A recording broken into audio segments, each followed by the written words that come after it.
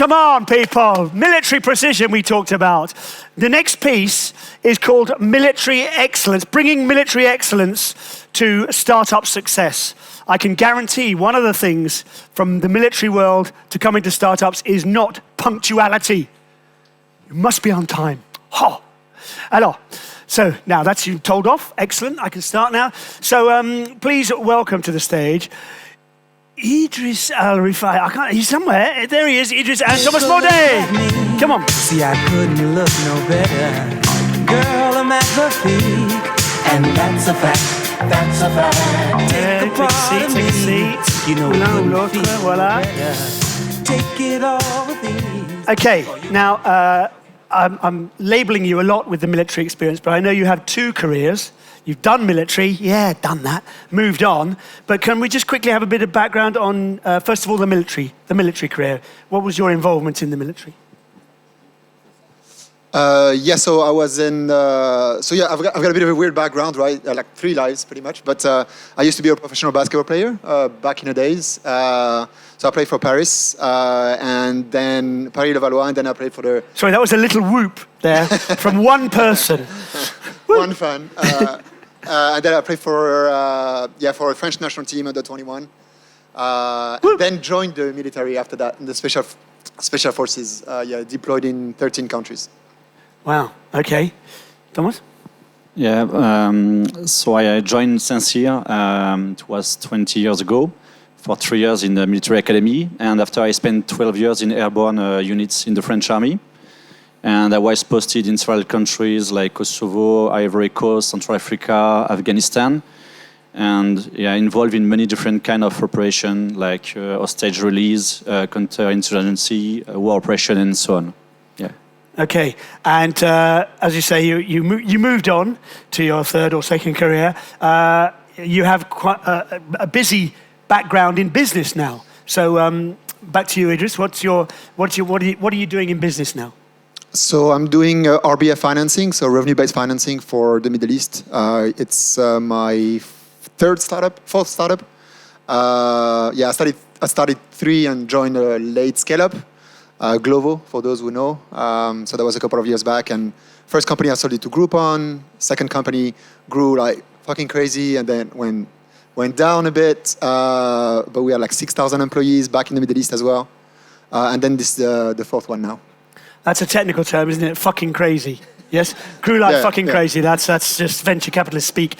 Okay, and Thomas? Yeah, as far as I'm concerned, I joined Amazon for 4 years after a returning program at HSC for an MBA. And I learned a lot with Amazon. And at this time, I wanted to join a startup, but my wife and I was in charge of 4 kids, told me, listen, start by learning in private sector before starting to create your own business. So I say, okay, it makes sense. I stayed 4 years at Amazon, and after I moved to Jumia. It's the leader of e-commerce in Africa. And here it was an amazing experience. I learned a lot. The scope was super large. I created 3 businesses from scratch, like equivalent of Uber Eats, dark stores, and so on. And so 4 months ago, I joined Masteos. Masteos, it's a startup created 3 years ago, which can allow people, so personal investors like you and me, to buy real estate assets without, through an application. You have nothing to do. We're going to find an asset to sell it to you. We're going to conduct the renovation works, the furniture, and we're going to rent it on your behalf. So if you want to escape London and the Brexit, you can use it, and you can buy real estate on the continent. You know me so well. Okay. The jump from military to startup, presumably, it's helped both of you, I guess. What would you say are the main benefits that you brought from your military experience into startups? Any thoughts? Yeah, I mean, I think there is quite a lot, right? I actually found quite a lot of similarities, weirdly enough, between like special forces and running a startup. Probably like one would be like relying on your team a lot, right? Like relying on a team and the fact that they might know more than you do. When I was in the forces, I was not, so I didn't do Sincere. I come as a reserve officer, which means that the people I was leading were actually, from the active, so I'm actually doing that for a job, a full-time job. and I had to lead them. And I felt in many occasions that they were knowing a lot more than I do and still have to lead, which is a bit, I found that a lot in startups as well. Okay. Yeah, another example is taking risk. As you know, taking risk is part of the startup life. And from my side, I remember very well what happened. It was in 2010. It was in Afghanistan. And we were expected to conduct an operation with the Afghan army.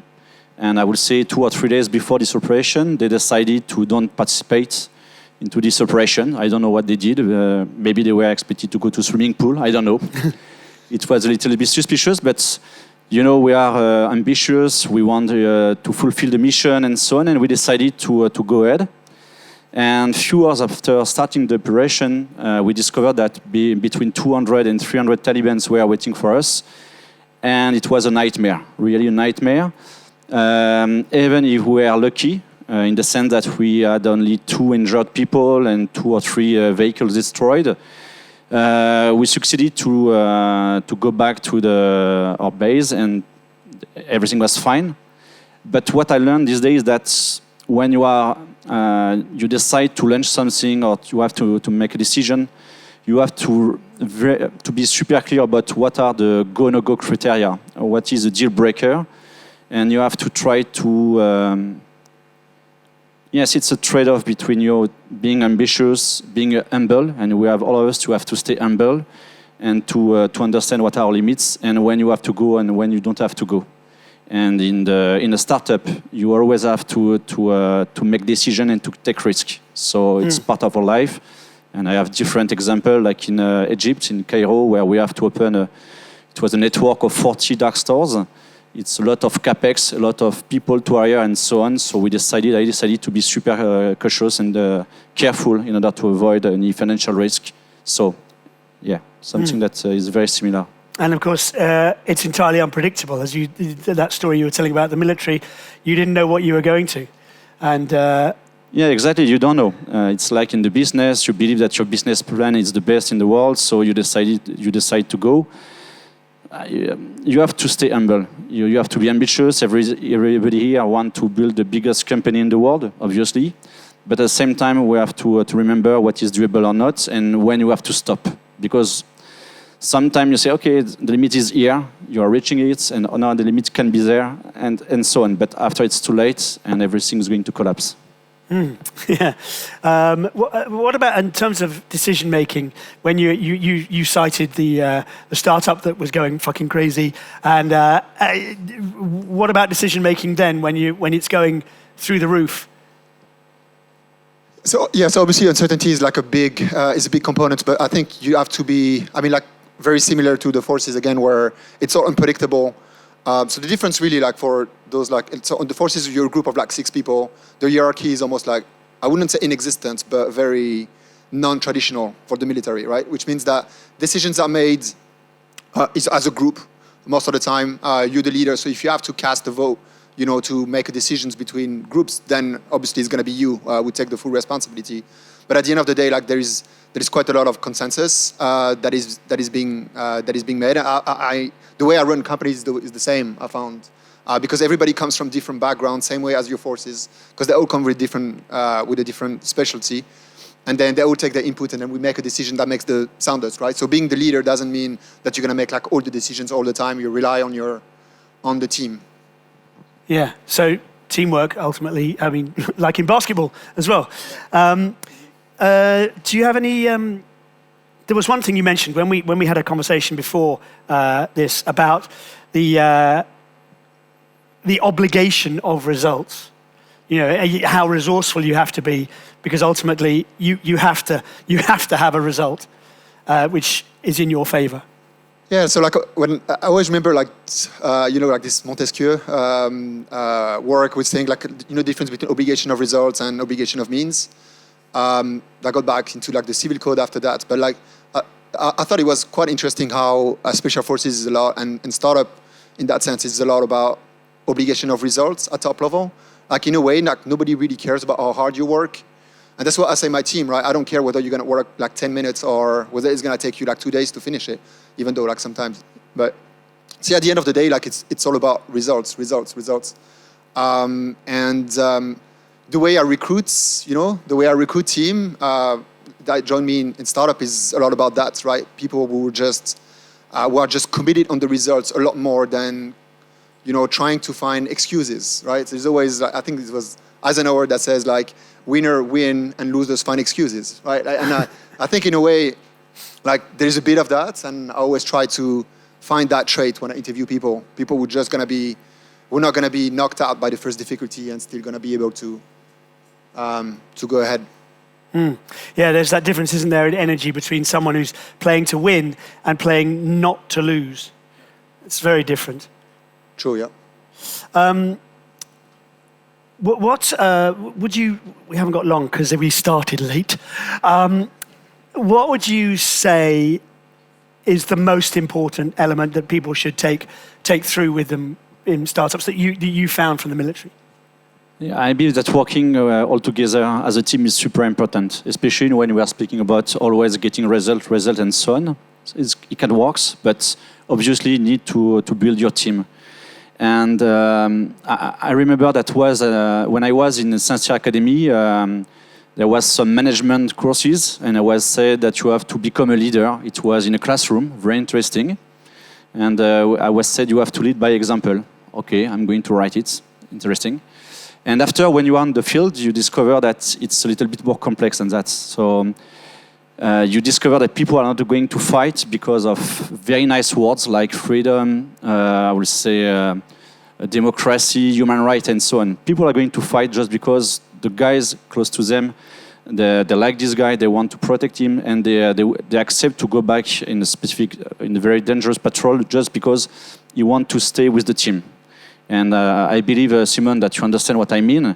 It's super important, and here you have to be there as a team member, but also as a leader. So I remember one day there was a big ambush with an improvised explosive device, and we lost 3 people. It was a drama this day, and the day after we decided to organize another patrol in the same area. It was a little bit difficult for the team. I was not expected to go out, but I saw that people were not feeling very well. I didn't have any added value for this patrol, but I decided to go with the guys just to be there and to show them that I was part of the team, and that, there was nothing there. I didn't have any added value, just to be there with the team and to show them that we have to be together and to work together. And so it's very important. And in a startup, it's a very demanding environment. It's super challenging. The leaders have to demonstrate that they are part of the team and that they are ready to do what people are doing. And as Idriss said, to accept that some people will know more than them. And anything you would say? For me, like weirdly enough, like it's listening, the power of listening. Like it's just so we're like going back to the example about like we tend to think that leading by example is all about like speaking louder than or more than the others. I completely like disagree in a way, and like being in a team where every members of the team knows more in their specialty than you do. Like I think it's become, and now there is a more literature about like how leaders should be listening more than talking. So yeah, it's probably one of the key things that I've learned. Excellent. Thank you very much. I enjoyed that very much. Thank you very much, Idriss and Thomas. Well done. Thank you, Thomas. Well done. Thank you, Idriss. Girl, I'm at the peak, and that's a fact. That's a fact.